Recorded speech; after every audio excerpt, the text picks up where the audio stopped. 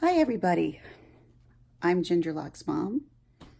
Normally I would not come to you laying down in my bed, but I am having a flare day. It's raining, it's gray, it's been like this all day long. And normally days like this turn my upper body into quick dry cement. This is not looking for sympathy. This is just how my life is. Do I get annoyed every day? Do I get over it when better days come? But you got to live through these days in order to have the good days. It just is what it is, and you just got to deal with it. Ugh, it's so annoying. Because God knows I'm pissed off because I feel like my life is stopped because can't work. Not the best mother that I want to be. And I'm not really having the social life that I kind of used to have. I try to get out as much as I can. I've got a lot of great friends in my neighborhood.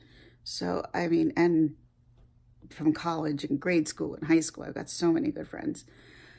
But just a rough day. But that's actually not the reason why I'm coming. I wanted to actually talk to you about on Hulu, the new show, The Act, which is actually based on Gypsy Rose Blanchard.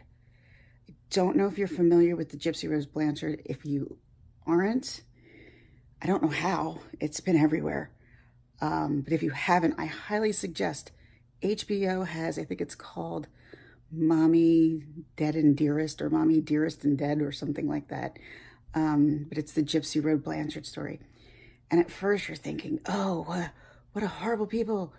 And then you find out about this child who's not even a child, but doesn't even know that she's a 20-some-odd-year-old person because her mom was insane and doing the Munchausen by proxy, putting a feeding tube into a child who didn't need a feeding tube. It's only up to episode, I think it's either 3 or 4. 2 came out, so it's 4. So I hate Hulu for that. I like it when I can just stream it and get it done and over with. I got to get through it all. That they make you wait week after week. Get that on network TV.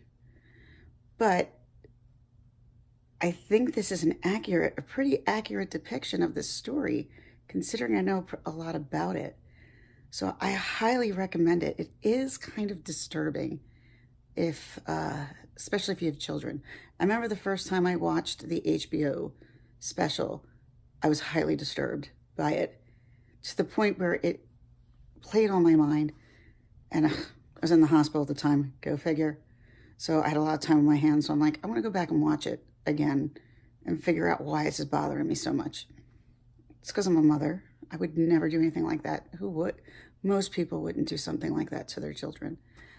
But I've gotten very familiar with the story. I feel awful for this girl who now will not get out of prison until she's 32 years old. She's basically been living in prison her entire life. She was on Dr. Phil.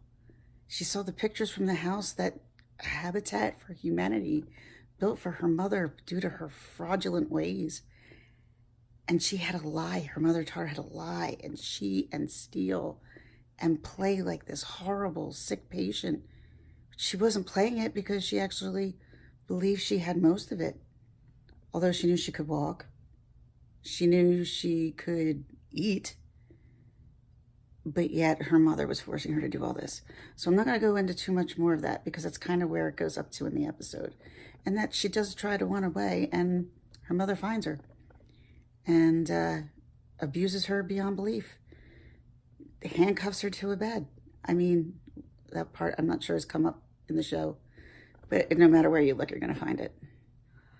So I highly recommend The Act. And if you are living with chronic pain and you're dealing with rain, it's probably not a good day for you either. Most of my friends, see, that's another thing. So many of my friends or people who I talk to on YouTube or Facebook or just in my neighborhood. So many people live with chronic pain or are disabled in our 40s. Our parents were not this way. Why are we this way? I have a gluten allergy. What the fuck? Gluten didn't even exist. I didn't even know what it was when I was diagnosed. I'm like, what does that mean? I was 28 years old, 44. So all I knew is I couldn't drink beer anymore. I was heartbroken. Heartbroken. Irish girl who can't drink beer anymore. That was the end of my life. No. Now I'm just a wino. But I try to make the best out of each situation. I mean, the gluten allergy, you just kind of get used to. Do I cheat? Yeah, all the time. I shouldn't. I have a friend. She yells at me all the time for cheating because she's got celiac herself. She's like, you should be cheating. Yeah, I know, but I know what I'm missing. That's the problem. If I didn't know what I was missing, it'd be so much easier. All right, I think I rambled on a little bit too much, but felt like getting a video out today, even though I'm laying down.